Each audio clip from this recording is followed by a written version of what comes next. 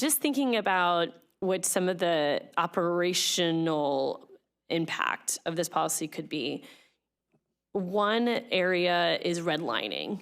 So there's been debate if redlining is real or not. Personally, I believe there's plenty of fact to support redlining.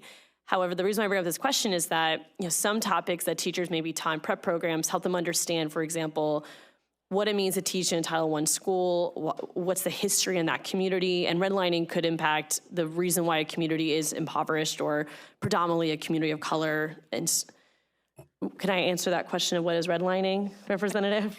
I know I'm not supposed to get questions, but can I provide that context? Yes, you're recognized to answer Representative Snyder's question. Okay.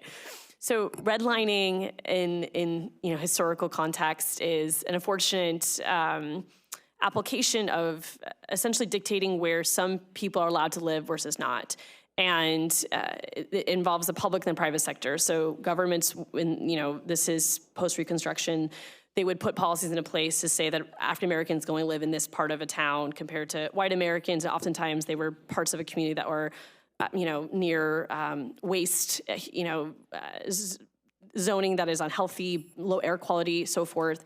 And so the impact of that is still present today. Many communities that were redlined before are still divided today and face high levels of poverty and so forth.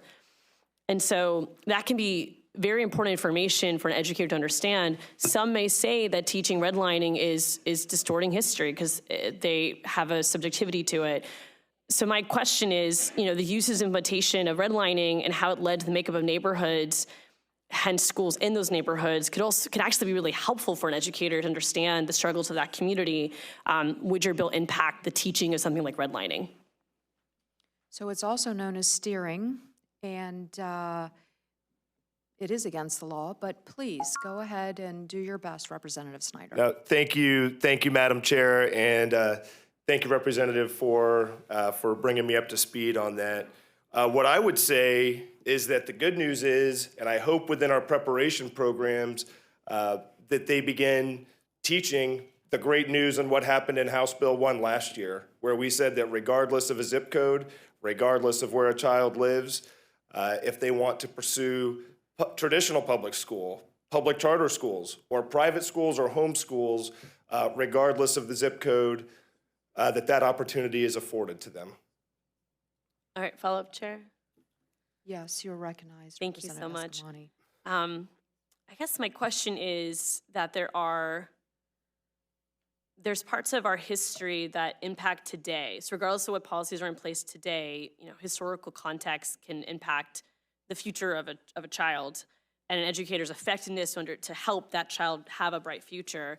And so is there any concern that your bill would limit the teaching of some of these parts of our history, though it is illegal, correct? Echo the chair's point on that.